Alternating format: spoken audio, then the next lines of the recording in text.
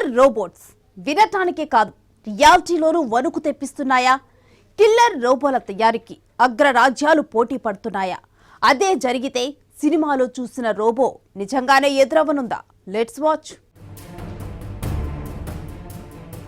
రోజు రోజుకు పెరుగుతున్న సాంకేతికత యుద్ధ విధానంలోనూ మార్పులను తీసుకొస్తోందా? ఇప్పటికే ఆయుధాల తయారీలో వచ్చిన ఆధునిక సాంకేతికత ఇప్పుడు సైన్యంలోనూ రానుందా? కిల్లర్ రోబోల తయారీకి ప్రపంచ దేశాలు ఆద్యం పలుకుతున్నాయా? Let's watch. ప్రపంచంలోని అత్యంత శక్తివంతమైన కిల్లర్ రోబోట్ను తయారు చేసేందుకు అగ్రరాజ్యాల్లో తీవ్ర పోటీ నెలకొంది. తాజాగా ఈ కిల్లర్ రోబోట్ టార్గెట్ విక్టిమ్ బతికున్నాడా లేదా అనే విషయాన్ని స్వయంగా తెలుసుకోగలవు కూడా. అత్యంత శక్తివంతమైన కిల్లర్ రోబోట్ను రూపొందించే రేసులో దేశాలు నేరంటే నేరని పరుగులు తీస్తున్నాయి. అయితే ఈ రోబోల వంటి టెర్మినేటర్లో భూమిపై మానవాళిని తుడిచిపెట్టగలవని నిపుణులు హెచ్చరిస్తున్నారు.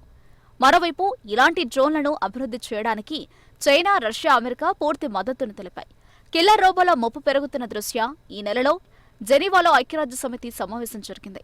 వేగంగా అభివృద్ధి చెందుతున్న ప్రాణాంతక స్వయం ప్రతిపత్తి గల ఆయుధాల సాంకేతికతపై ఈ సమావేశంలో చర్చించారు. ఈ రోబోలు పూర్తిగా మెషిన్ కంట్రోల్తో పెద్ద ఎత్తున ప్రజల ప్రాణాలను తీయగలవు. వీటిలో కృత్రిమ మేధస్సు, ముఖ గుర్తింపు సాంకేతికత పొందుపరిచి ఉంటాయి. కిల్లర్ రోబోలో ఉన్న సాంకేతికత సహాయంతో ఎరను వేటాడి చంపగలవు. సంక్లిష్ట పరిస్థితుల్లో కూడా పనిచేసేలా ఈ రోబోలను రూపొందించబడినట్లు తాజా నివేదికలు వెల్లడించాయి. అంతేకాదు, ఒక వ్యక్తిని చంపాలా వద్దా అనే విషయాన్ని కూడా స్వయంగా నిర్ణయించుకోగలవు. సాంకేతికత సహాయంతో మనుషులను పెద్ద సంఖ్యలో ఊచకోత కోసే అవకాశం ఉందని మకాలెస్టర్ కాలేజీకి చెందిన ప్రొఫెసర్ జేమ్స్ డావ్స్ ఆందోళన వ్యక్తం చేశారు. ఇవి మొత్తం మానవాళి అంతం చేస్తాయి. లిబియా మొదటి స్వీయ నిర్ణయాత్మక దాడి చేయగల డ్రోన్ను విజయవంతంగా తయారు చేసిందని మార్చిలో ఐక్యరాజ్య సమితి వెల్లడించింది.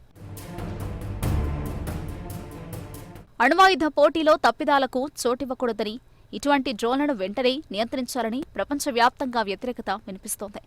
సాంకేతికత పెరిగిన కొద్దీ కొత్త తరహా ఆయుధాలు పుట్టుకొచ్చాయి. తుపాకుల వంటి ఆయుధాలన్నీ ఇప్పటివరకు మనుషులే వాడుతూ వచ్చారు. శత్రువులపై బాంబులు వేయాలా వద్దా అనేది మానవులే నిర్ణయించాలి. కానీ రష్యా, అమెరికా ఇటీవల కొత్త రకం ఆయుధాలను తయారు చేస్తున్నాయి. అవే కిల్లర్ రోబోలు. నిజానికి వీటిని కొత్త రకం సైనికులుగా పేర్కొనవచ్చు. కృత్రిమ మేధ సాయంతో పనిచేసే ఈ రోబోలు యుద్ధక్షేత్రంలో పరిస్థితులను బట్టి వాటంతట అవే నిర్ణయం తీసుకుంటాయి. బాంబులు వేయాలని అనుకుంటే వేస్తాయి, వద్దనుకుంటే మానేస్తాయి. మనుషుల నిర్ణయాలతో వాటికి సంబంధం లేదు. దేశాల మధ్య యుద్ధాలు సంభవించినప్పుడు భారీగా ప్రాణనష్టం జరిగింది. దీనిని నివారించాలన్న ఉద్దేశంతోనే డ్రోన్లు, మానవరహిత విమానాలకు రూపకల్పన చేశారు. వీటి ద్వారా ఆయుధాలను మోసుకెళ్లి శత్రువులపై వేస్తున్నారు. ఇదంతా మనుషుల నిర్ణయంతోనే జరుగుతోంది. ఇప్పుడు శాస్త్రవేత్తలు మరో అడుగు ముందుకు వేశారు. కృత్రిమ మేధ సాయంతో పనిచేసే రోబోలను సైన్యంతో పాటుగా సరిహద్దులో మోహరించడం ద్వారా ప్రాణనష్టం తగ్గించవచ్చని భావిస్తున్నారు. ఈ క్రమంలోనే కిల్లర్ రోబోలకు అంకురార్పణ జరిగింది. కిల్లర్ రోబోలు ప్రాణ నష్టాన్ని తగ్గించడమే కాకుండా వేగంగా నిర్ణయాలు తీసుకుంటాయని వారు పేర్కొంటున్నారు. ఇవి యుద్ధ రంగంలో విప్లవాన్ని సృష్టిస్తాయని శాస్త్రవేత్తలు చెబుతున్నారు.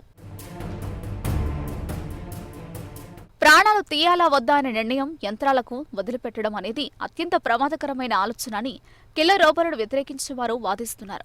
పిల్లలు, పెద్దవాళ్ల మధ్య తేడాలను రోబోలను ఎలా గుర్తిస్తారని ప్రశ్నిస్తున్నారు.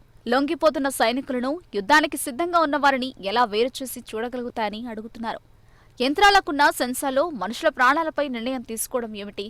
ఈ ఆయుధ వ్యవస్థ నైతిక పరంగా ఎన్నో ప్రశ్నలు లేవనెత్తుతోందని international committee of red cross తరపున జెనీవా కాన్ఫరెన్స్లో పాల్గొన్న పీటర్ మ్యూరార్ అన్నారు.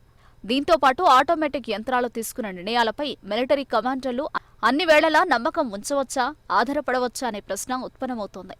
కిల్లర్ రోబోలు, డ్రోన్లు లాంటి మానవరహిత ఆయుధాల ద్వారా దాడికి లక్ష్యాలను గుర్తించేందుకు అమెరికా రక్షణ విభాగం గూగుల్కు ఓ ప్రాజెక్టు ఇచ్చింది. కృత్రిమ మేధతో లక్ష్యాలను గుర్తించేలా కొన్ని రోజులు ఈ ప్రాజెక్టుపై పనిచేసింది. కాలక్రమేణా ఉద్యోగులు దీనిపై అభ్యంతరం వ్యక్తం చేశారు. దీంతో గూగుల్ ఈ ఒప్పందాన్ని రద్దు చేసుకుంది. 2018 తర్వాత ప్రాజెక్టును పొడిగించలేదు. కిల్లర్ రోబోలపై ప్రపంచవ్యాప్తంగా ఆందోళనలు వ్యక్తమవుతున్నాయి. వీటిని నిషేధించాలంటూ ఇటీవల ఐక్యరాజ్య సమితిలో సంప్రదాయ ఆయుధాల కన్వెన్షన్పై జరిగిన కాన్ఫరెన్స్లో 125 దేశాలు డిమాండ్ చేశాయి. ఈ డిమాండ్ను రష్యా, అమెరికా వ్యతిరేకిస్తున్నాయి. ప్రస్తుతం ఉన్న అంతర్జాతీయ చట్టాలు కిల్లర్ రోబోల వాడకానికి సరిపోతాయని అమెరికా చెబుతోంది.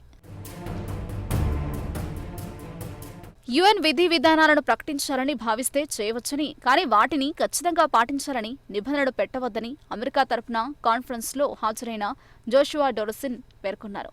అయితే కృత్రిమ మేధస్సు పెరిగిన కొద్దీ దాని తాలూకా విధ్వంసం భయంకరంగా ఉంటుందని ప్రముఖ కంపెనీల అధిపతులు సైతం హెచ్చరిస్తున్నారు. త్వరితగతిన స్పందించకపోతే జరిగే అనర్థం అంతుపట్టదని అంటున్నారు. కిల్లర్ రోబో అనే స్వతంత్ర మారణాయుధాలపై వెనువెంటనే చర్యలు తీసుకోవాల్సిందిగా ఐక్యరాజ్య సమితికి ప్రపంచంలోనే అత్యంత ధనవంతుల్లో ఒకరైన ఎలన్ మస్క్ సహా 116 రోబోటిక్స్ కృత్రిమ మేధ సంస్థల అధిపతులు లేఖ రాశారు.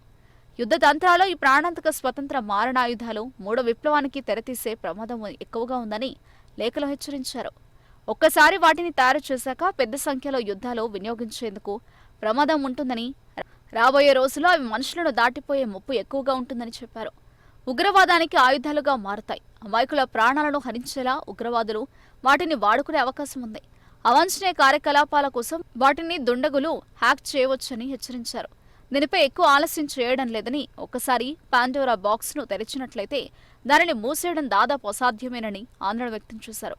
వాస్తవానికి ఇలాంటి స్వతంత్ర మారణాయుధాలను నిషేధించాల్సిందిగా కోరుతూ వేలాది మంది పరిశోధకులు ఐరాసాకు 2015లో నివేదించారు.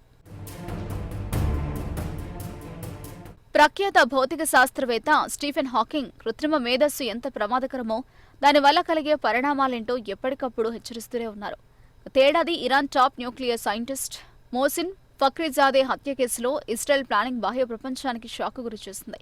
కొన్ని వేల కిలోమీటర్ల అవతల నుంచి అంగుళం కూడా తేడా లేకుండా ప్రత్యర్థి గురిపట్టి వెంటాడింది. కొన్ని వేల కిలోమీటర్ల అవతల నుంచి అంగుళం కూడా తేడా రాకుండా ప్రత్యర్థిని గురిపెట్టి వెంటాడింది. మొస్సాద్ ఫక్రీజాదే హత్యకు వాడిన కిల్లర్ రోబో తయారీ తరలింపు విషయంలో ఇజ్రాయెల్ పక్కా ప్రణాళిక ఇప్పుడు తెరమీదకొచ్చింది. దీంతో రోబో కృత్రిమ మేధను వాడి దాడి చేసే ప్రయత్నాలు ఏర్పడతాయని నిపుణులు హెచ్చరిస్తున్నారు. దీన్ని అడ్డుకోకుంటే భూగోళంపై మారణహోమం తప్పదని చెబుతున్నారు. ఫక్రీజాదే హత్యోదంతంలో కారు వేగాన్ని గన్ కదలికల నుంచి వచ్చే సమస్యలను తప్పించేందుకు ఆర్టిఫిషియల్ ఇంటెలిజెన్స్ సాయంతో ప్రోగ్రాం చేసింది.